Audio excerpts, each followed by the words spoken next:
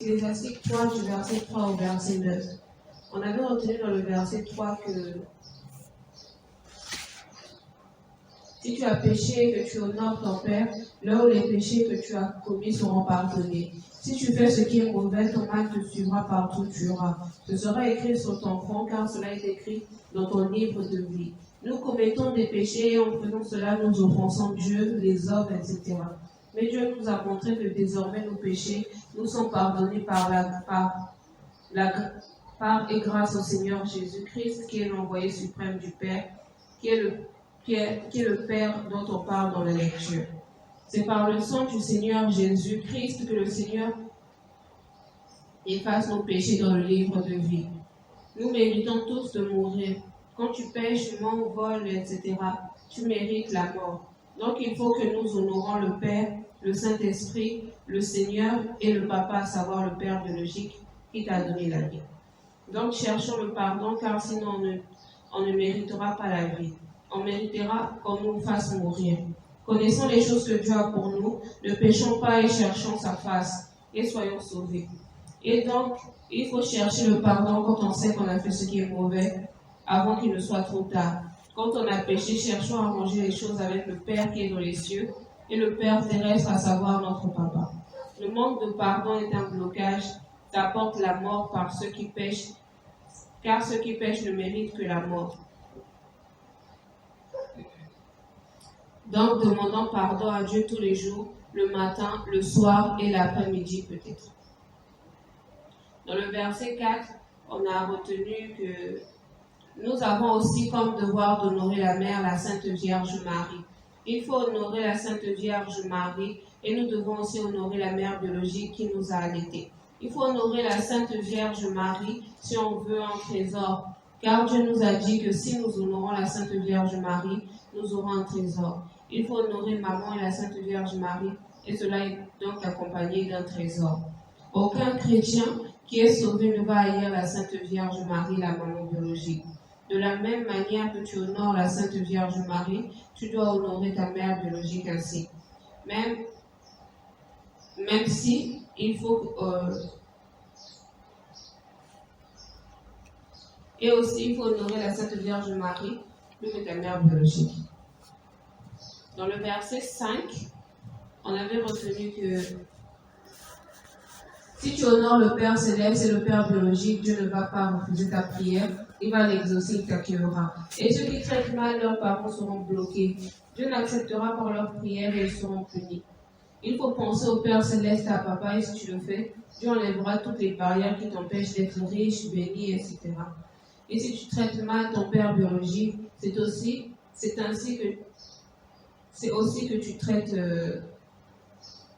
Dieu que tu traites mal. Il faut montrer qu'on aime Dieu et le Père biologique. Et si on le fait, cela signifie qu'on sera sauvé, rempli de bénédictions, etc. Dans le verset 6, on avait retenu que il faut donner satisfaction à Dieu et à ses parents. Il faut venir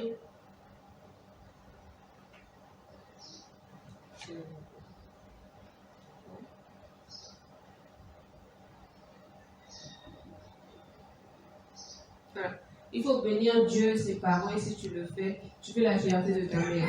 Et celui qui honorera Dieu et ses parents vivra pour toujours, et celui qui ne le fera pas ne vivra pas longtemps. Comme Dieu est bon, nous avons tout le temps besoin de lui, nous ne pouvons pas vivre sans lui, etc. Donc tout le monde veut qu'on lui fasse du bien, même les méchants. L'homme ne veut pas qu'on lui fasse du mal. La femme ne veut pas qu'on lui fasse du mal. Il faut s'éloigner de celui qui est méchant et être proche de celui qui a un bon cœur. C'est pour cela aussi que tous, nous cherchons le Seigneur Jésus-Christ car il est bon. Il est mort sur la croix pour que les pécheurs tels que nous soyons sauvés. Il faut chercher les joies, la joie de ses parents et surtout la joie de Dieu. Tout ce que possèdent Dieu et les parents sont pour les enfants obéissants. Donc, la condition pour que les biens de Dieu soient à nous, c'est l'obéissance envers Dieu. Et si on veut que le monde nous appartienne, nous devons être obéissants envers Dieu. Et si nous voulons que les biens de nos parents nous appartiennent, nous devons être obéissants avec eux. Dans le verset 7, on avait retenu que le fait de craindre Dieu fait que l'enfant va aussi aimer son père et sa mère. Si on le fait pour Dieu, on pourra le faire pour nous, pour les parents. Et si on ne le fait pas pour Dieu, on ne pourra pas le faire pour les parents.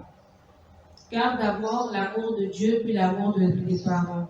D'abord Dieu, puis les parents. D'abord Dieu, puis le prochain. L'amour du prochain ne doit pas être au-dessus de l'amour de Dieu. Celui qui n'obéit pas à ses parents n'aime pas Dieu. Dans le verset 8, Dieu dit que les blocages que nous avons venaient du fait qu'on n'obéissait pas à Dieu, à la Sainte Vierge Marie et aux parents. Donc quand tu honores Dieu, la Sainte Vierge Marie et tes parents, tu ne seras plus bloqué, tu verras toujours la lumière au bout du chemin. Dans le verset 9, dans le verset 9, non. C'était du verset... Oui, dans le verset 9. C'est ça? Il a fait le verset 8. C'était à 7, je pense. C'était à 7, sérieux. Non, je fais 8. C'était 8.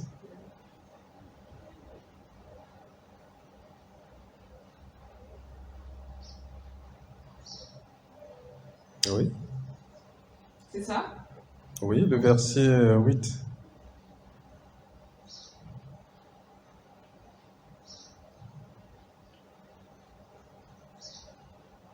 Voilà, verset 9.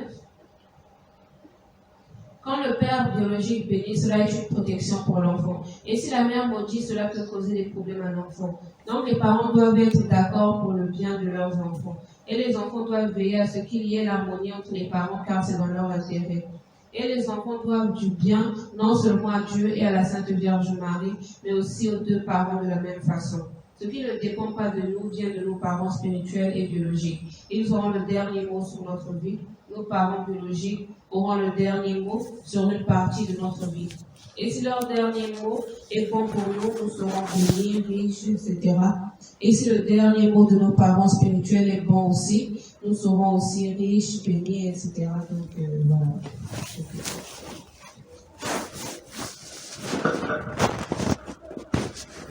Ok. J'ai pas fini. Oui. Les lectures d'accompagnement. On avait retenu dans le verset 3, dans Jean 2, verset 2, on avait retenu dans Jean 2, verset 2, dans le verset 3, qu'Agassi avait lu.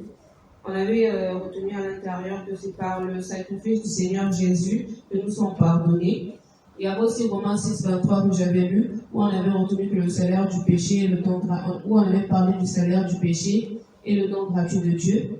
Dans le verset 4, il y avait Jean 19, du verset 25 à quoi? 27. À 27. Merci.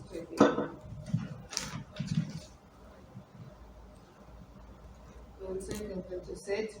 Agassi avait lu, où on avait retenu que la Sainte Vierge Marie est la mère de tous les chrétiens. Et à l'intérieur que le Seigneur avait dit à Dieu, voilà ta mère, et puis il avait dit à la Sainte Vierge Marie, voilà ton fils. Là, dans le verset 6, il y avait Éphésiens 6, verset 2, que j'avais lu, où on avait retenu qu'il faut honorer son père et sa mère, et c'est accompagné d'une promesse. On avait aussi lu dans le même verset, Hébreux 1, du verset 1 au verset 12, que Agassi avait lu, où on avait retenu où on parle de ce que le Père a fait pour le Fils. C'est bon? J'espère que vous avez bien compris à la 9e leçon, parce que même moi, je n'ai pas bien parlé, j'ai l'impression. Et tu ne tiens pas le micro, parfois la voix s'enfuit, hein, l'enregistrement. Je ne sais pas de ce qui est enregistré, si ça sortira très bien, parce qu'il y a des moments où la voix est audible, il y a des moments où la voix n'est pas audible. Je parle fort, donc je suppose que vous avez. Voilà, concernant le 9e verset, ce que je voulais dire à la fin, c'est que tes parents biologiques et tes parents spirituels ont un dernier mot, le dernier mot sur ta vie. D'abord les parents spirituels, puis biologiques. Ou l'inverse, je ne sais pas d'abord. D'accord. Pour tout ce qu'il y a à savoir, c'est que les deux ont le dernier mot sur ta vie. C'est d'abord, mais c'est plus les parents spirituels. Je ne sais pas si c'est d'abord, mais c'est plus. Dernier mot, c'est plus. Dernier mot, c'est peut-être, c'était plus une partie de ta vie. Non, je parlais des parents biologiques, c'est une partie de notre vie, mais les parents spirituels, c'est toute notre vie. C'est pour ça que j'ai précisé ça à l'intérieur. D'accord. Donc, pour ne pas perdre de temps, il est déjà 16h30 presque. On va donc rentrer dans le message de ce dimanche. Donc, Gainsly, je relis le premier verset de Psaume 119 au verset 57, qui est le premier verset. Psaume 119, verset 57. Ma part, ô Éternel, je le dis, c'est de garder tes paroles. Amen. Amen. Psaume 119, verset 57. Ma part, ô Éternel, je le dis, c'est de garder tes paroles. Les psaumes sont attribués à David, mais nous avons étudié qu'il y a aussi Moïse qui a composé dans les psaumes. Il y en a aussi d'autres. Nous avons vu la tribu d'Asaph. Nous avons vu les Lévites également. Mais l'ensemble des 150%, l'entête ou le titre porte généralement les psaumes de David. Donc David est la personne principale lorsque nous rentrons dans l'étude des psaumes. Donc c'est donc un message de Dieu à travers ce roi selon le cœur de Dieu. Il était roi d'Israël et il était aussi rempli du Saint-Esprit. Et nous savons ce que Dieu a dit à son propos. Donc aujourd'hui, le message est donc dans ce psaume 119.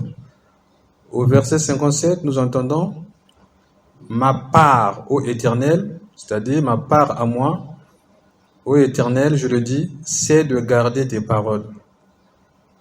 Donc il s'agit de la part de chacun de nous. Dans toute chose, nous réclamons ce qui nous revient.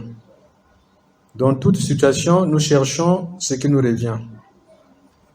Dans la vie, dans toutes les circonstances, nous cherchons la part qui nous est réservée, ce qui est à nous, ce que Dieu nous a destiné.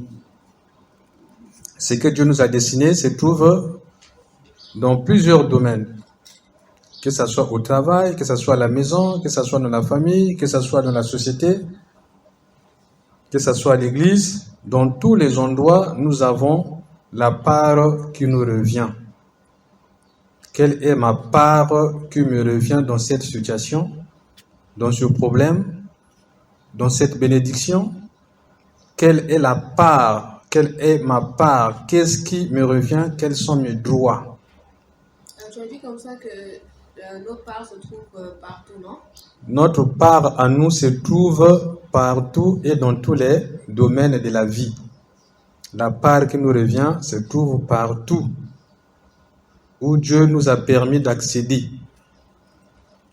Et ici, nous entendons dans le verset 57, « Ma part, ô Éternel, je le dis, c'est de garder tes paroles. » Pour l'enfant de Dieu, il va gagner, il va recevoir, il va accueillir, il va obtenir tout ce qui existe si et seulement si il garde la parole ou les paroles de Dieu.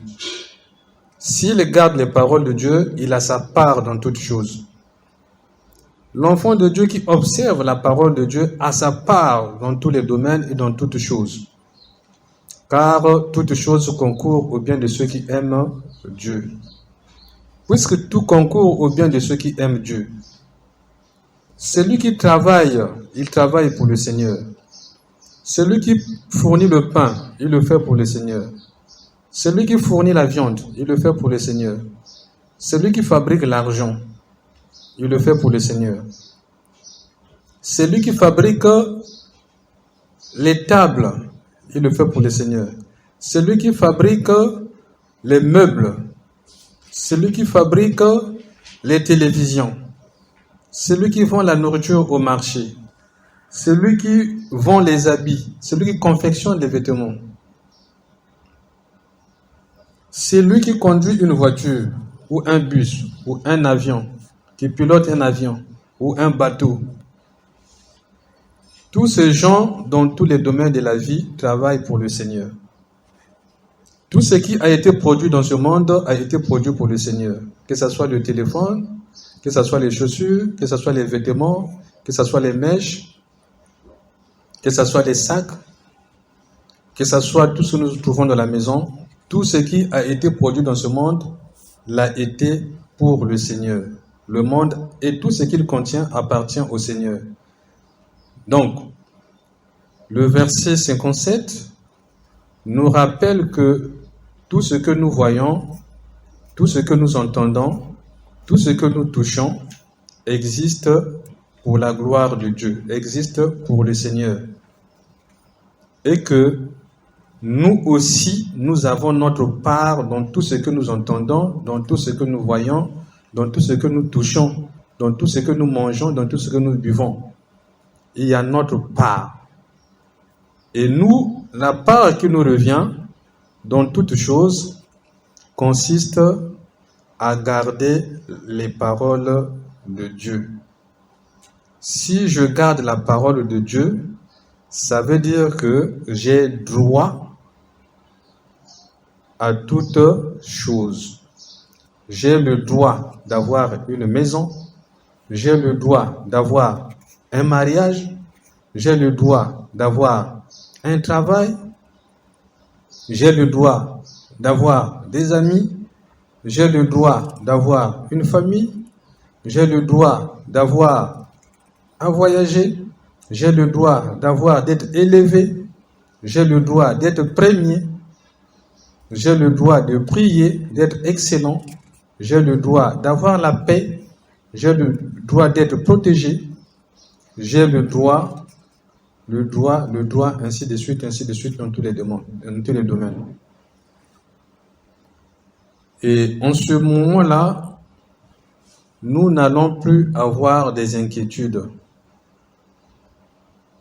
Les inquiétudes de tous les jours, est-ce que je vais obtenir? Est-ce que ça va marcher? Est-ce que j'aurai le succès? Est-ce que ça va bien aboutir?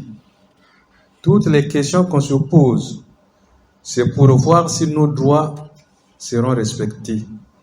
C'est pour voir si nous allons gagner quelque chose. C'est pour voir si nous serons heureux. C'est pour voir si nous allons réussir. C'est pour savoir si ça va aller. Et la parole de ce jour nous dit dans le psaume 119, verset 57, que nous n'aurons pas d'inquiétude du moment où nous gardons la parole de Dieu. Tu as dit comme ça, c'est pour. J'ai pas bien compris la partie, c'est pour. C'est pour voir. Alors, nous avons entendu le Seigneur en train de dire que pour nous qui écoutons sa parole, pour nous qui gardons la parole, nous n'aurons plus à courir derrière les choses. Parce que nos droits, c'est Dieu qui va les nous accorder. Nos droits, c'est Dieu qui va les défendre. Parce que nous gardons sa parole. Nous avons des droits, nous avons entendu dans tous les domaines de la vie. Tout ce que nous recherchons, tout ce que nous voulons, tout ce que nous attendons, toutes ces choses dans lesquelles nous avons nos droits dépendent du fait que nous gardons la parole de Dieu ou bien nous ne gardons pas la parole de Dieu. Ma part, ô Éternel, je le dis, c'est de garder tes paroles. Pourquoi donc faut-il garder les paroles de Dieu? Pourquoi faut-il donc garder la parole de Dieu? En le faisant, c'est pour que mes droits soient respectés. C'est pour que je puisse jouir de mes droits. C'est pour que je puisse voir accomplir les bonnes choses que j'attends. C'est pour que j'arrive à destination là où je dois arriver. C'est pour que je puisse réussir. Celui qui réussit avec la parole de Dieu. Personne ne peut réussir sans la parole de Dieu. Celui qui réussit parce que Dieu avait donné la parole pour que la personne réussisse. C'est pourquoi, lorsque nous écoutons la parole de Dieu et que lorsque nous la gardons, nous avons déjà acquis ce qui nous revient. Les efforts qui consistent à courir derrière les choses de ce monde, ça ne sera pas pour nous, ça sera pour ceux qui ne gardent pas la parole.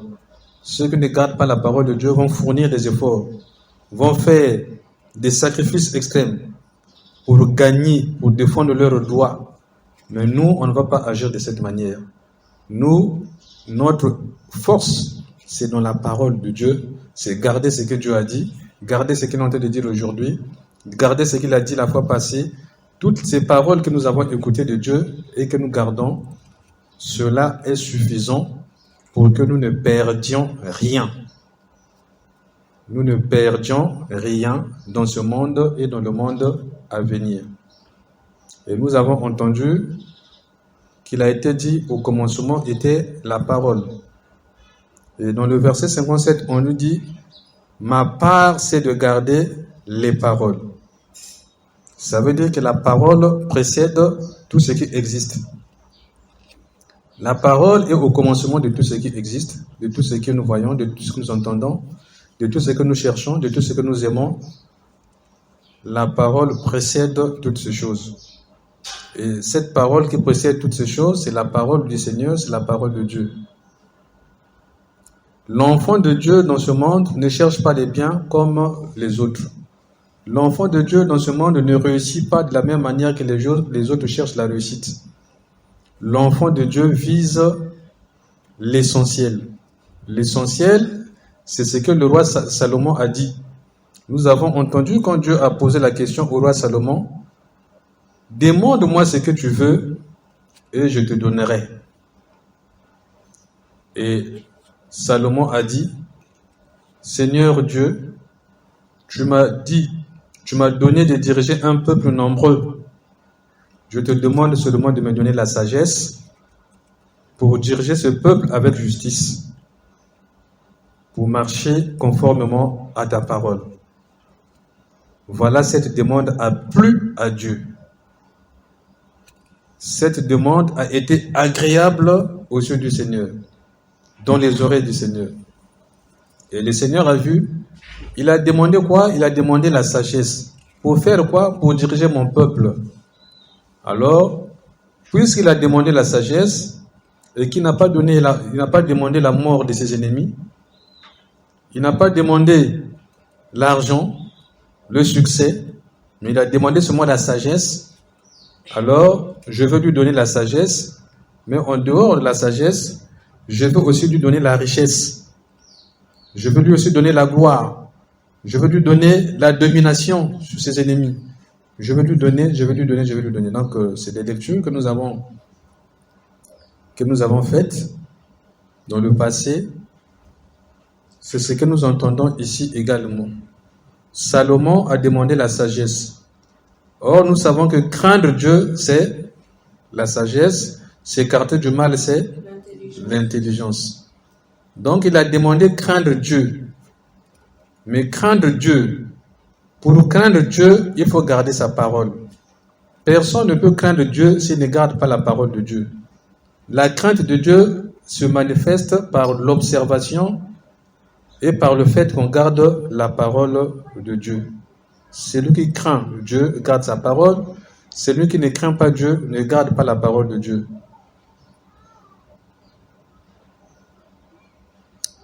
Alors, dans ce cas, ici, dans le verset 57, « Ma part, c'est de garder donc tes paroles. »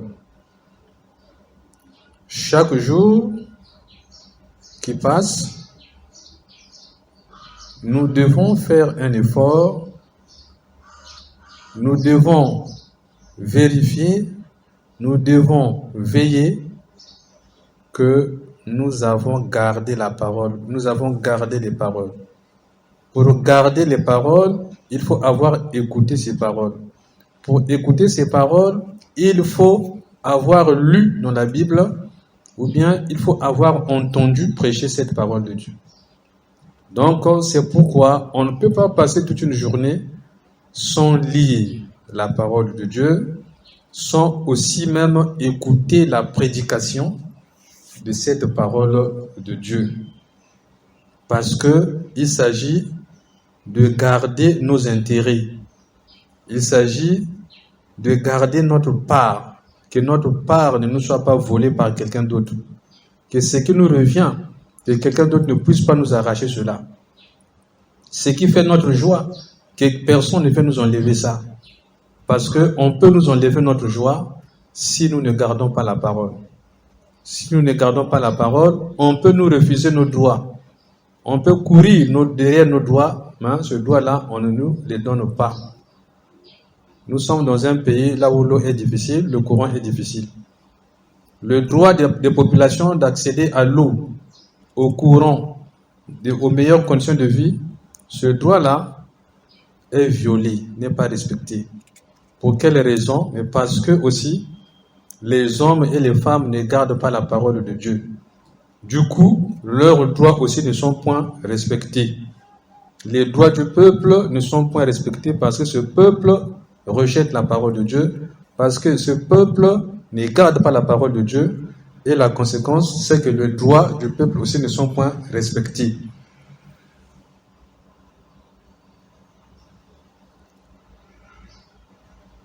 Voilà ce que nous retenons de ce verset 57.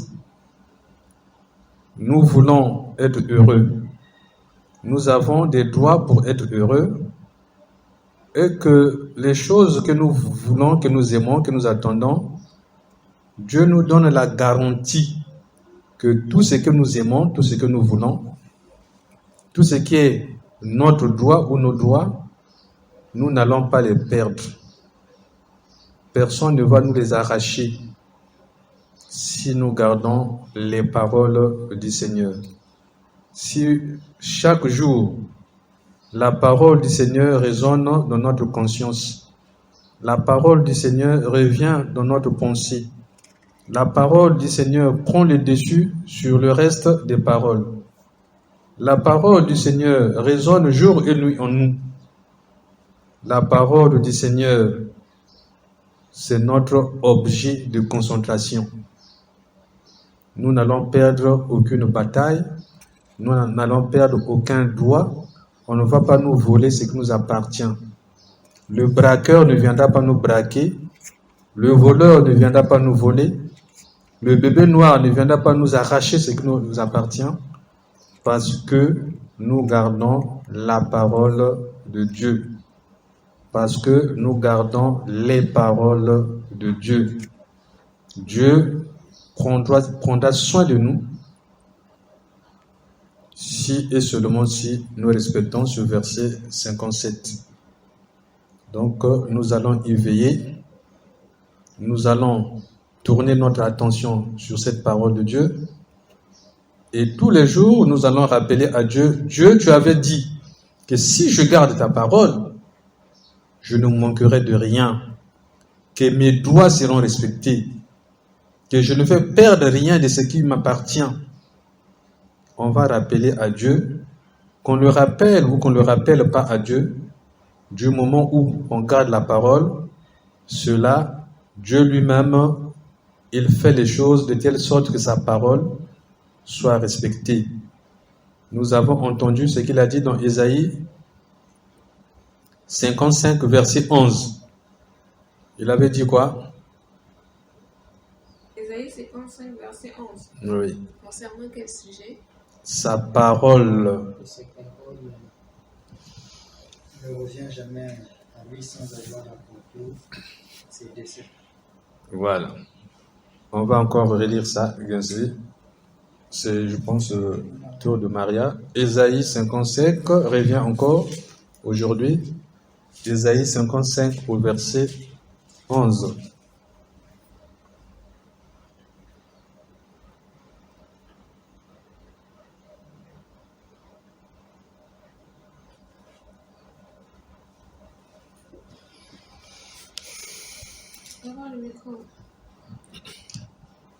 Ésaïe 55, verset 11. Ainsi en est-il de ma parole qui sort de ma bouche. Elle ne retourne point à moi sans effet, sans avoir exécuté ma volonté et accompli mes desseins. Amen. Amen. Ainsi en est-il de ma parole. Dieu vient de le dire. Cette parole ne retourne pas à Dieu sans avoir accompli sa mission. Donc ça veut dire que la parole de Dieu, dès que nous l'avons entendue, elle ne rate pas. Elle n'échoue pas. Elle ne ment pas. Donc on peut avoir 100% confiance dans la parole de Dieu parce que c'est ça qui est la vérité. C'est ça qui a la victoire sur toute chose. La parole de Dieu prend le dessus sur tout ce qui existe. Sur la vie des hommes, sur la vie des animaux, sur la vie des plantes, sur tout ce qui existe, la parole de Dieu prend le dessus. Sur les esprits et sur ce qui est visible, la parole de Dieu prend le dessus. C'est pourquoi Dieu veut qu'on puisse garder cette parole comme un trésor. Nous devons rechercher la parole de Dieu et la garder comme on recherche le trésor. Et lorsque nous avons cette parole de Dieu, nous avons donc tout ce qui existe. Celui qui a la parole de Dieu a tout ce qui existe, de visible et d'invisible. Possède tout, ce qui est au ciel et ce qui est sur la terre, car toutes ces choses dépendent de cette parole de Dieu. C'est pourquoi, en ce jour où Dieu nous rappelle ces choses, que notre part se trouve dans le fait que nous gardons les paroles de Dieu. Nous allons donc partir au verset 58.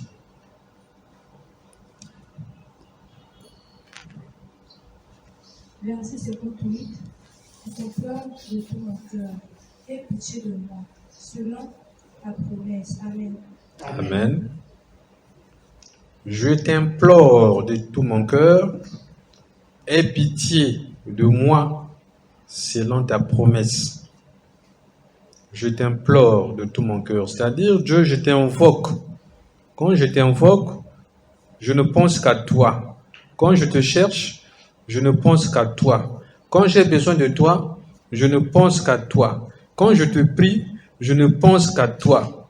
Quand j'ai besoin de toi, je ne pense qu'à toi. Quand je me tourne vers toi, je ne pense qu'à toi.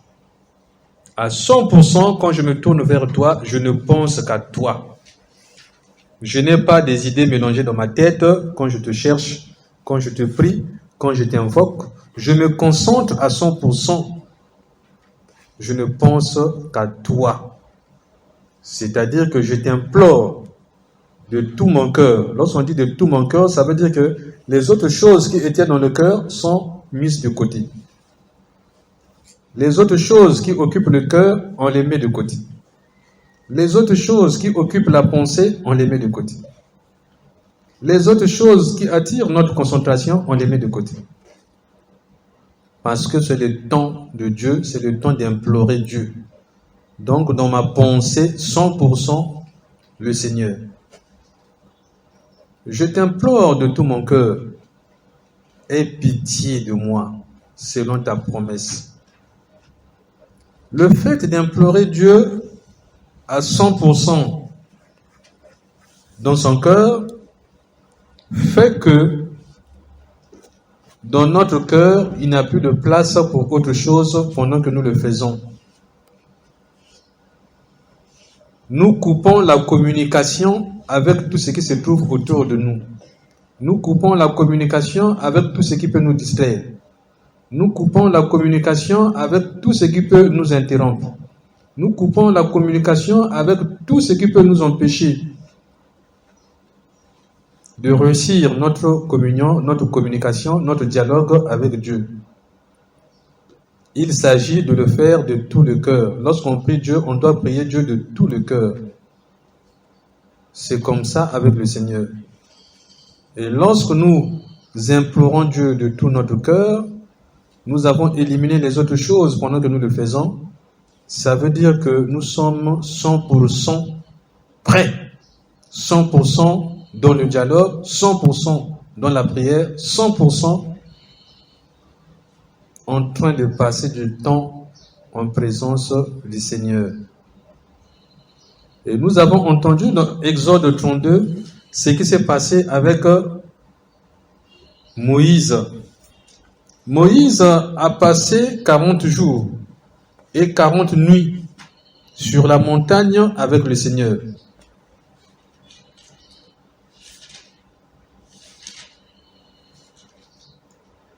Et le peuple, Moïse avait coupé tout contact avec le peuple. Quand il s'est tourné vers Dieu, il n'y avait plus de contact avec les hommes et les femmes qui étaient tout autour. Et les animaux et tout ce qui l'entourait, il n'y avait plus de contact. Parce qu'il était en présence de Dieu.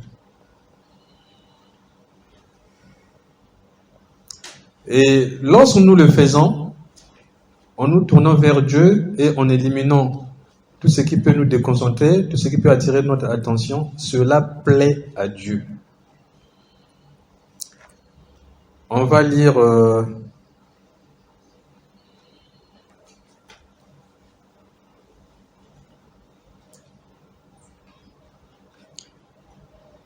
Exode chapitre 31, verset 18.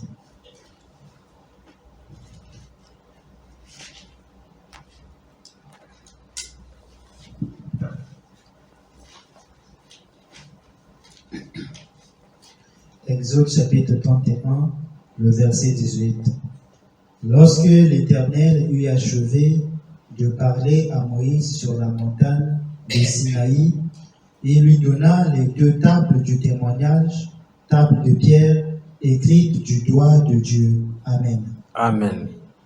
Lorsque l'Éternel eut achevé de parler à Moïse sur la montagne, donc qu'est-ce que Dieu avait fait? Dieu n'avait pas voulu parler à Moïse au milieu du peuple, au milieu des gens, au milieu des animaux, au milieu des maisons, au milieu des activités de tous les jours.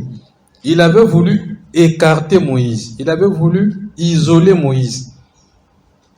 Et il a pris Moïse à part. Et pendant que Moïse était à part, Moïse était maintenant coupé du reste du peuple. Il était donc concentré à 100% dans la présence du Seigneur. Et nous voyons que à la fin, ce que Dieu fait à la fin de cette activité, pour la personne qui s'est consacrée à lui à 100%, l'Éternel Dieu lui donna les 2 tables du témoignage. Les tables de pierre écrites du doigt de Dieu. Donc Dieu lui donne sa parole.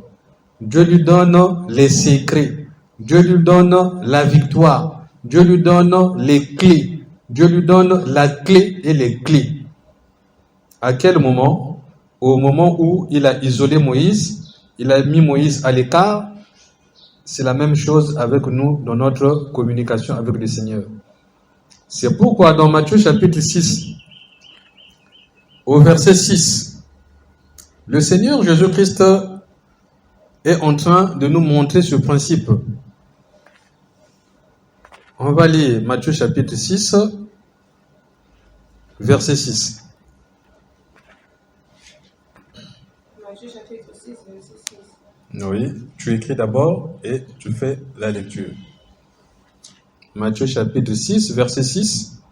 Ce que Dieu a fait avec Moïse dans Exode 31, que nous venons de lire là-bas, le Seigneur Jésus-Christ est en train de donner la même chose à ses disciples, aux apôtres et à nous tous aujourd'hui. Comment est-ce que nous devons faire les choses?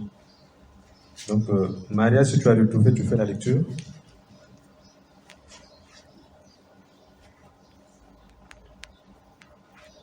Matthieu 6, verset 6. Mais quand tu pries, entre dans ta chambre, ferme ta porte et prie ton Père qui est là dans le lieu secret. Et ton Père qui voit dans le secret te le rendra. Amen.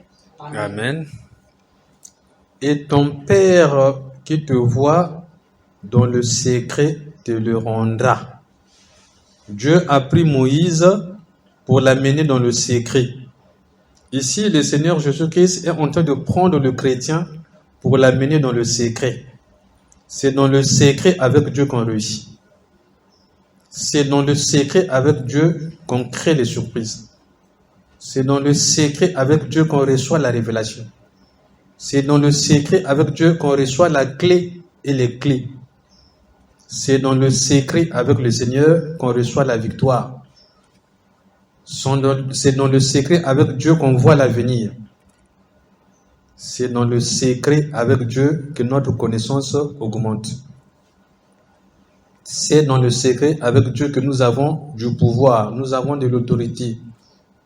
C'est dans le secret avec Dieu que nos ennemis tombent et sont déroutés et sont vaincus. C'est ce que le Seigneur a enseigné aux apôtres. C'est pourquoi, que ce soit dans l'Ancien Testament, que ce soit dans le Nouveau Testament, la procédure reste la même. Le principe reste le même. Que dans notre vie de prière, dans notre vie, lorsque nous marchons avec le Seigneur, nous ne devons pas marcher comme le monde marche. Nous ne devons pas faire comme le monde fait. Mais nous devons faire tel que le Saint-Esprit nous a enseigné, tel que la parole de Dieu que nous gardons le demande. Alors, le psaume 119, verset 57, le verset 58, nous venons d'écouter « Je t'implore de tout mon cœur, aie pitié de moi selon ta promesse. » Donc, nous avons entendu comment implorer Dieu, comment prier à 100% en présence du Seigneur, comment se détacher du monde et des choses du monde pour n'être qu'avec le Seigneur. Pendant que nous prions, pendant que nous cherchons la face de Dieu, pendant que nous invoquons Dieu, il y a ces conditions que nous devons remplir. Nous ne devons pas être partagés. Nous ne devons pas être embrouillés. Nous ne devons pas être interrompus. C'est pourquoi Dieu a pris Moïse, nous venons de voir, et l'a mené à l'écart. C'est pourquoi le Seigneur Jésus-Christ demande aux apôtres, rentrez dans votre chambre, fermez la porte.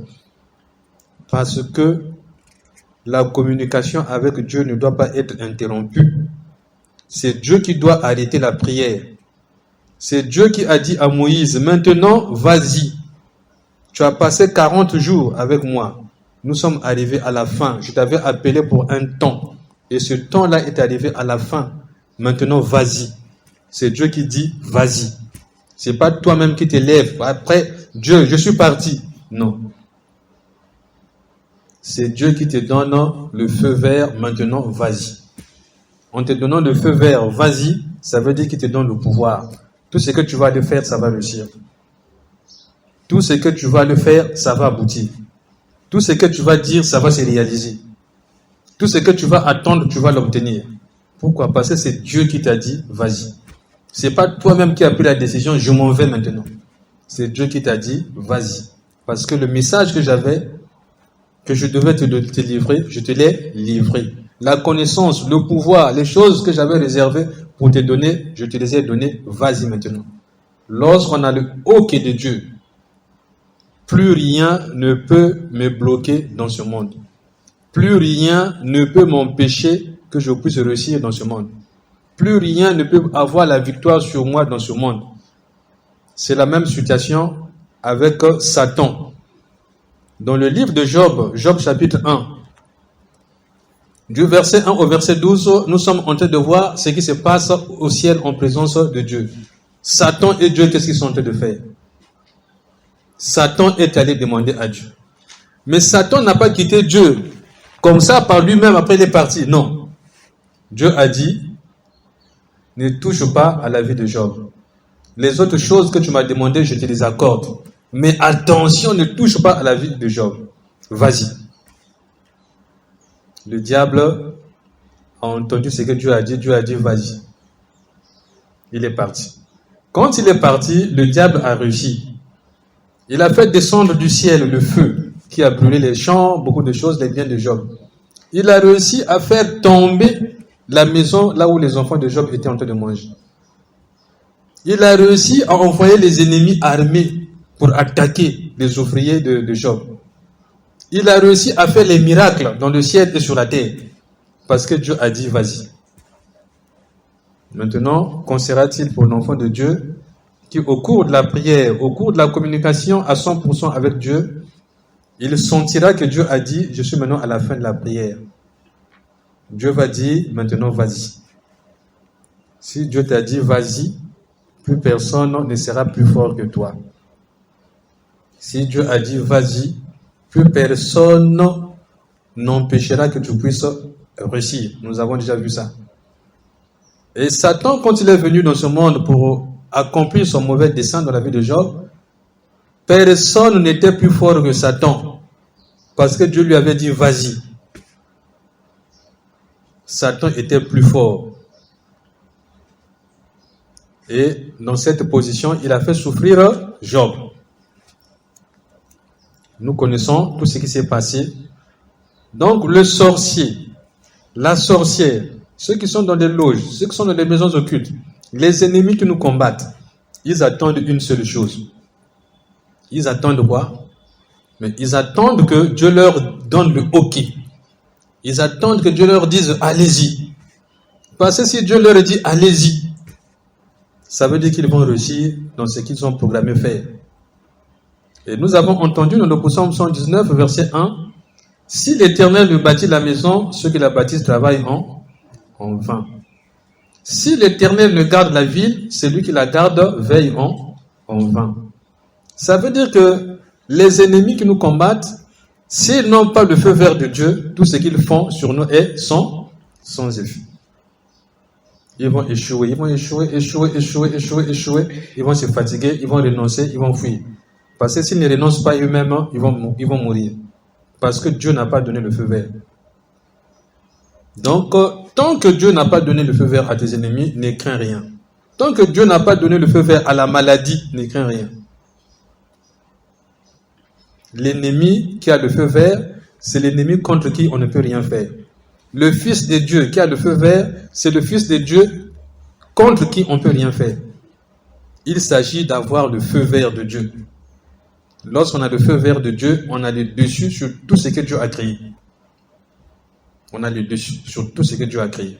Tout ce qu'il y a dans ce monde. Lorsque Dieu a dit vas-y, il a pris son autorité, il a pris son pouvoir, il t'a donné vas-y. Il est avec toi. Nous avons entendu également ce qu'il a fait avec l'ange dans Exode chapitre 23, du verset 20 au verset 22, que nous allons encore lire. Exode 23.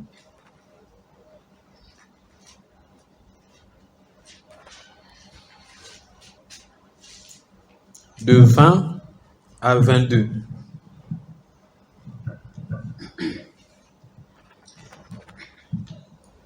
Exode chapitre 23, du verset 20 au verset 22.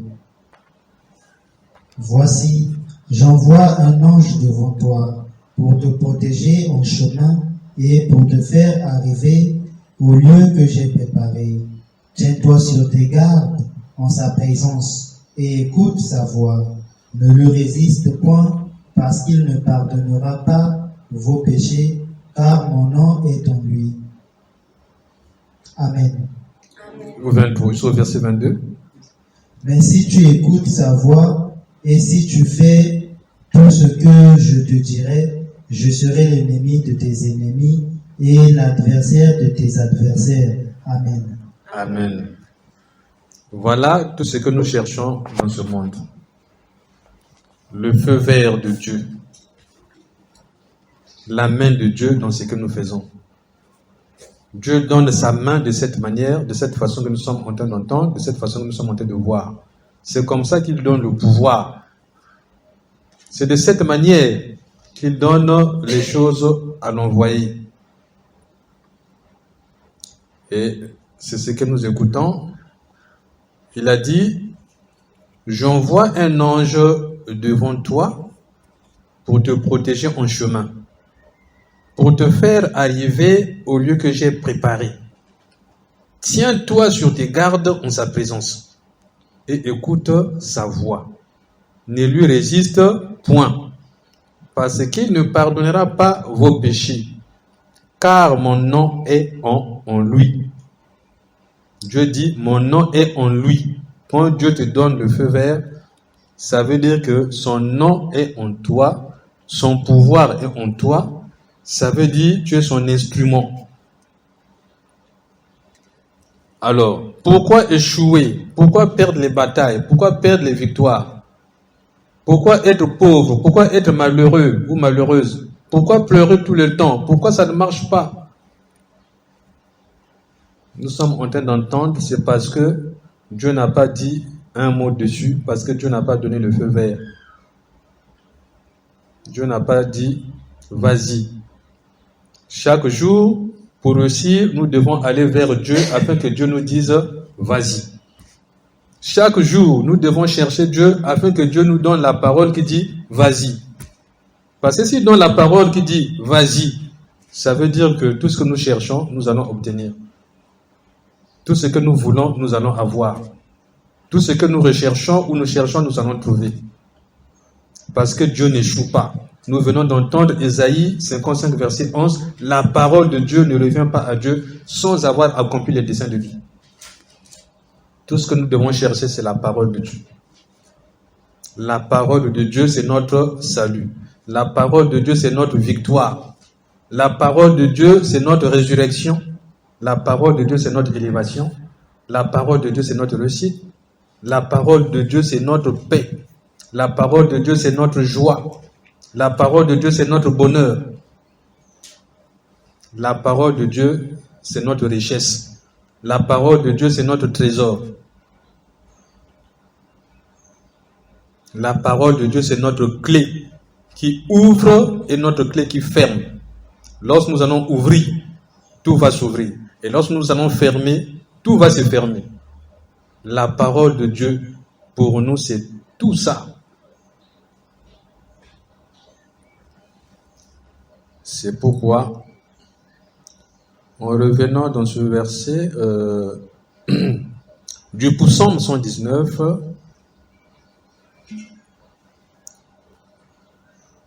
nous voyons que le Seigneur Dieu, qui a donné la parole à David, je t'implore de tout mon cœur, aie pitié de moi. L'ennemi n'a pas pitié de toi. Nos ennemis n'ont pas pitié de nous. Personne ne peut avoir pitié de toi si Dieu ne touche pas son cœur. Personne ne peut avoir pitié de toi. Même si tu cries, tu souffres, tu pleures, tu roules par terre, personne n'aura pitié de toi si Dieu n'a pas pitié de toi. Personne ne regardera à toi si Dieu ne regarde pas ta cause. Personne ne fera quelque chose pour toi si Dieu ne le fait pas. Il faut donc que tu commences à chercher la pitié de Dieu plutôt que la pitié des hommes. On ne cherche pas la pitié des hommes, mais on cherche la pitié de Dieu. Cherche à ce que Dieu ait pitié de toi. Ne cherche pas à ce que les hommes aient pitié de toi, mais cherche à ce que Dieu ait pitié de toi. Si Dieu a pitié de toi, les hommes aussi auront pitié de toi. Si Dieu n'a pas pitié de toi, les hommes ne feront rien. Le roi David ici rappelle, le psaume ici le signifie, que aie pitié de moi selon ta promesse. Tu m'avais promis, nous avons entendu la promesse de Dieu qui a dit que j'ai pour vous des projets de paix et de bonheur, pour vous donner un avenir et de l'espérance. C'est Dieu qui a promis. Et ici, on nous rappelle que aie pitié de moi selon ta promesse. Nous devons connaître la promesse de Dieu. Celui qui ne connaît pas la promesse de Dieu ne connaît pas ses droits. Celui qui ne connaît pas les promesses de Dieu ne connaît pas ses droits. Tu vas réclamer quel droit? Quelle est la parole de Dieu qui soutient tes droits? Quelle est la parole de Dieu qui te soutient dans ce que tu dis, dans ce que tu fais? Quelle est la parole de Dieu qui t'accompagne? Il faut connaître les promesses de Dieu. Chaque fois que nous ouvrons la Bible, chaque fois que nous lisons la Bible, recherchons les promesses de Dieu. Qu'est-ce que Dieu a promis? Parce que nous savons que les promesses de l'homme peuvent ou ne pas se réaliser. Mais les promesses de Dieu s'accomplissent toujours. On va lire le psaume 33, du verset 10 au verset 11.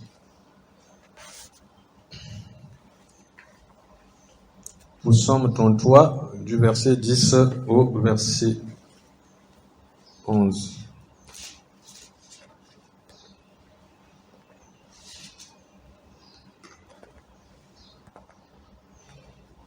C'est le tour de...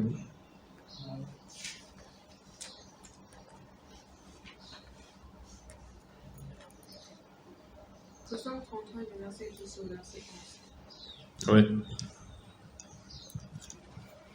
L'Éternel renverse les desseins des nations, il anéantit les projets des peuples. Les desseins de l'Éternel subsistent à toujours, et les projets de son cœur de génération en génération. Amen. Amen. Amen, amen. Amen à la parole du Seigneur. L'Éternel renverse les desseins des nations. Il anéantit les projets des peuples. Les desseins de l'Éternel subsistent à toujours, et les projets de son cœur de génération en génération. L'Éternel renverse les desseins des nations, il anéantit les projets des peuples. Donc, les hommes disent, mais ils ne peuvent pas faire. Les hommes veulent, mais ils n'arrivent pas. Les hommes recherchent, mais ils ne trouvent pas. Pourquoi? Parce que les projets qui doivent se réaliser, ce sont les projets de Dieu et non pas les projets des hommes. Dieu met un frein, il freine, il empêche qu'une nation qui a programmé quelque chose puisse réaliser cela.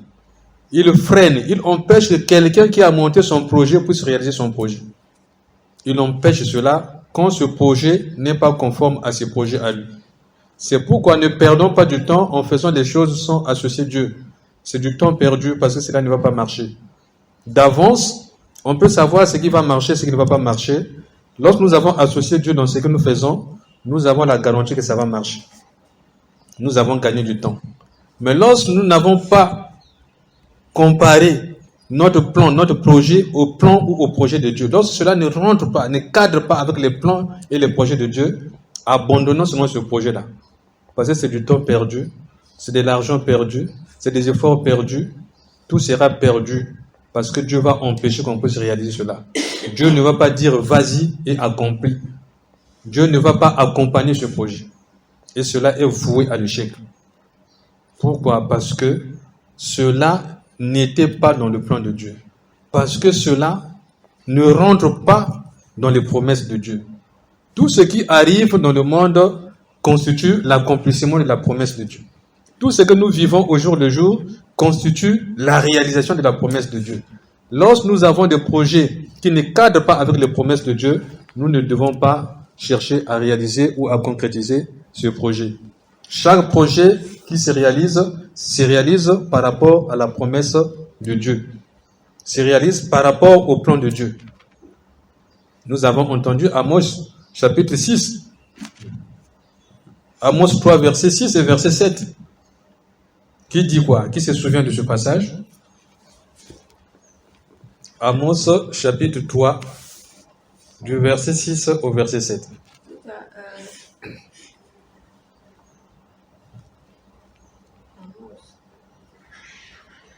Aucun malheur n'arrive sans que l'Éternel en soit l'auteur. L'Éternel Dieu ne fait rien sans avoir averti ses serviteurs. Tu as le micro devant toi, juste devant toi. Aucun malheur n'arrive sans que l'Éternel en soit l'auteur. L'Éternel avertit toujours ses serviteurs, les prophètes. Voilà. Un malheur arrive-t-il dans le pays, dans la ville, sans que l'Éternel en soit l'auteur? C'est-à-dire que tout ce qui arrive, que nous voyons chaque jour là, c'est pas quelqu'un, mais c'est Dieu qui a permis, c'est Dieu qui a accordé, c'est Dieu qui a préparé. Un malheur arrive-t-il dans la ville sans que l'Éternel en soit l'auteur? Car Dieu ne fait rien sans avertir ses serviteurs, les prophètes. Tout le monde est surpris de voir, accident. Aujourd'hui, il y a eu quoi? Les coups de feu. Aujourd'hui, il y a eu quoi? La menace. La maison là-bas s'est brûlée. Il y a eu un accident. Toutes ces choses sont programmées. Et rien n'échappe au contrôle du Seigneur. C'est pourquoi nous devons rester. Nous devons obéir. Nous devons nous concentrer sur ce qui constitue l'essentiel pour nous, c'est-à-dire la parole de Dieu, la promesse de Dieu. Lorsqu'on a la promesse de Dieu, on doit serrer cette promesse dans le cœur. Lorsqu'on a la promesse de Dieu, on doit s'attacher à cette promesse. Lorsqu'on a la promesse de Dieu, on doit agir, on doit travailler, on doit parler dans le sens de l'accomplissement de cette promesse. On doit aller dans la même direction que cette promesse. Lorsqu'on connaît la promesse de Dieu, ça veut dire qu'on connaît ce que Dieu va faire. Celui qui n'a pas la promesse de Dieu ne connaît pas ce que Dieu va faire. Celui qui a la promesse de Dieu sait ce que Dieu va faire. Pour connaître ce que Dieu va faire, il faut connaître ce que Dieu a promis. Il faut connaître ce que Dieu a dit. Il avait dit quoi? Il avait promis quoi? C'est ce qui va arriver. Ce qu'il avait dit, c'est ce qu'il avait promis, c'est ce qui va se réaliser. C'est pourquoi, dans le verset 58 ici, on nous rappelle « Aie pitié de moi selon ta promesse ». Ça veut dire qu'ici, il connaît la promesse de Dieu. Il sait que Dieu avait dit « Fais-moi confiance, tu ne seras pas déçu ». Il connaît cette promesse. Il s'attache à cette promesse. Il s'attache à cette parole. Il sait que c'est ça que Dieu va faire. C'est ça que Dieu va regarder. C'est ça qui va arriver demain. C'est ça qui va s'accomplir. Il faut chercher les promesses de Dieu. Il faut chercher la promesse de Dieu chaque jour. Parce que nous allons marcher, non pas par rapport à ce que les hommes nous ont promis, mais par rapport à ce que Dieu a promis. Et nous avons entendu toujours ce passage d'Ésaïe 55, verset 11, que la parole de Dieu n'échoue pas. La parole de Dieu concrétise ce que Dieu a dit tous les jours. Nous ne serons pas surpris de voir les choses qui arrivent jour par jour, parce que ce qui arrive est de la promesse de Dieu. Et lorsque nous avons beaucoup de promesses de Dieu, ça veut dire que nous connaissons beaucoup de choses qui vont arriver demain. Les choses qui vont arriver demain, c'est à nous de les connaître, parce que cela est écrit dans la promesse de Dieu.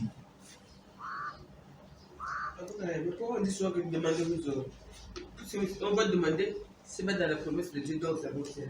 Donc tu vas faire les demander. Mais quand on demande, on est censé savoir que ce qu'on demande, si on dit ce qu'on demande est dans la volonté de Dieu. Si c'est pas dans la volonté de Dieu. Mais tu ne vas pas demander ça, tu seras. Mais moi, je veux savoir comment que c'est dans la volonté de Dieu ou pas. C'est écrit dans sa parole. Si ce n'est pas écrit dans sa parole, ça veut dire que ce n'est pas sa volonté. Ça veut dire qu'il faut donc garder ce que tu lis, ce que tu entends chaque fois, les passages bibliques, tout ce que nous lisons, il faut garder ça. Tant que Dieu n'a pas dit une parole, ça veut dire que ce n'est pas Dieu. Ça veut dire que tout ce que tu veux voir, c'est un mensonge. Même si les gens disent, avec les belles paroles, commencent même à faire les choses dans le sens, ils ne vont pas aboutir, ça ne va pas marcher.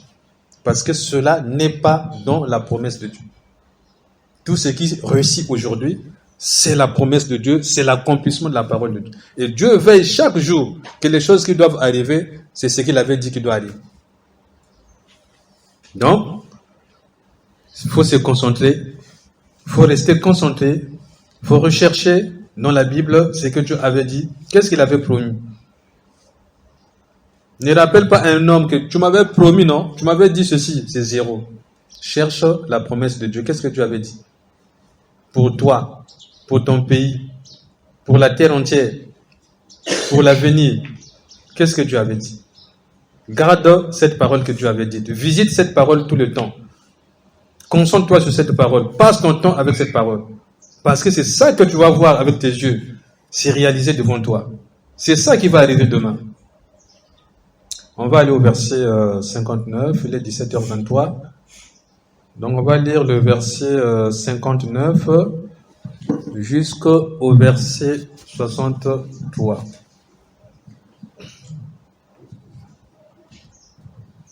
Je réfléchis à mes voies et je conduis les peuples vers tes instructions. Amen. Amen. Le verset suivant. Le verset 60. Je me hâte, je ne diffère point d'observer tes commandements. Amen. Amen. Verset 61. Les pièges des méchants m'environnent, je n'oublie point ta loi. Amen. Amen. Verset 62. Au milieu de la nuit, je me réveille pour te louer à cause du jugement de ta justice. Amen. Amen.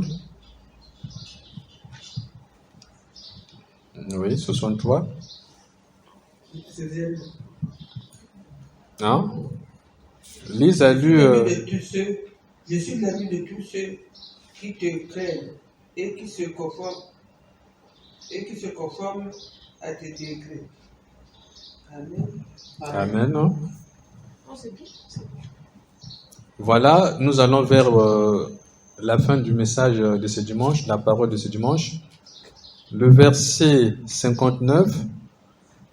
Je réfléchis à mes voies et je dirige mes pieds vers tes préceptes. Je réfléchis à mes voies. Donc, ce que je fais et ce que je dis, je réfléchis sur ça. Dans quel but? Dans le but de conformer cela à tes préceptes. Ce que je dis et ce que je fais, je regarde si ce que je dis et ce que je fais, cela est dans ta parole. Cela est en accord avec ta parole. Je vérifie tous les jours, parce que tous les jours je fais les choses. Tous les jours je parle et je vérifie chaque jour ce que j'ai dit et ce que j'ai fait. Est-ce que cela est en accord avec la parole de Dieu? Est-ce que j'ai marché dans la promesse de Dieu? Est-ce que j'ai marché dans la volonté de Dieu? Je dois vérifier tous les jours si réellement je suis resté avec Dieu. Si réellement j'ai gardé la parole de Dieu. C'est un travail que Dieu me donne. Si je ne le fais pas, je vais sortir de la parole de Dieu. Si je ne le fais pas, je vais sortir de la promesse de Dieu. Si je ne le fais pas, je vais sortir de la volonté de Dieu. Je suis donc amené chaque jour à réfléchir sur mes voies. Et nous avons entendu que celui qui réfléchit sur les choses trouve le bonheur. Je dois réfléchir. Je ne dois pas parler et ne pas réfléchir sur ce que j'ai dit. Je ne dois pas poser un acte et ne pas réfléchir sur l'acte que j'ai posé. Parce que ce que j'ai dit et ce que j'ai fait, tout ça je l'ai fait pour qui? Pour le Seigneur. Maintenant, je dois regarder dans la parole du Seigneur. Est-ce que ce que j'ai dit là, c'est la vérité? Ce que j'ai dit là, est-ce que cela est soutenu par la parole de Dieu?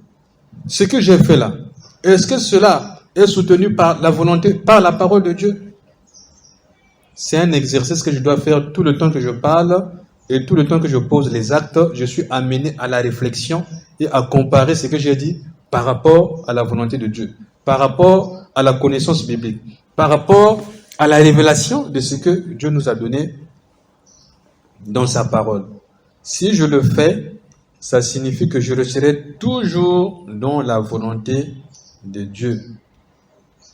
Et c'est ce que j'ai dit. Ici, nous avons l'exemple de Maria ici, qui tout le temps, dans la journée, revient pour demander, est-ce que papa, ça c'est conforme à la volonté de Dieu? Ce que j'ai regardé, ce que j'ai dit, est-ce que cela va avec la volonté de Dieu? Mais en agissant de cette manière, on ne peut pas s'éloigner de la volonté de Dieu. Le verset 59 ici nous dit, je réfléchis à mes voies et je dirige mes pieds vers tes préceptes. Donc je dirige mes pas vers Dieu pour demander à Dieu. Je dirige mes pas vers Dieu pour voir si c'est ça, ce que Dieu voulait que je puisse faire. On ne vit pas pour soi-même. Tout ce que je fais, c'est pas pour moi, c'est pour le Seigneur. Mes droits sont dans les droits de Dieu. Quand j'ai respecté les droits de Dieu, ça veut dire que mes droits aussi seront respectés. Quand j'ai gardé la parole de Dieu, ça veut dire que ma parole aussi sera gardée. Quand j'ai fait la volonté de Dieu, ça veut dire que ma volonté aussi sera faite. Quand j'ai désobéi à Dieu, ça veut dire qu'on va aussi me désobéir. Il a dit, ce que tu veux que les autres fassent pour toi, fais de même pour eux. car c'est la loi et les prophètes. C'est quel passage? C'est dans Matthieu 7, verset 14. Matthieu 7, verset 12. C'est bien, tu as trouvé le passage. Allons-y visiter Matthieu chapitre 7 au verset 12.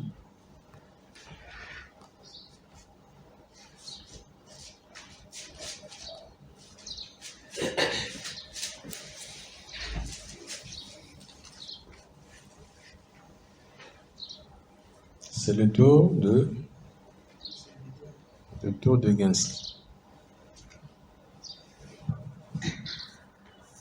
Matthieu chapitre 7, le verset 12. Tout ce que vous voulez que les hommes fassent pour vous, faites-le de même pour eux, car c'est la loi et les prophètes.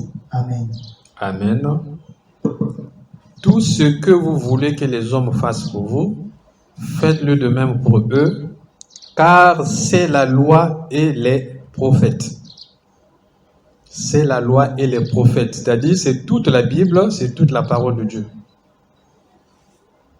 En ce moment-là, j'ai donc fait les choses pour le Seigneur.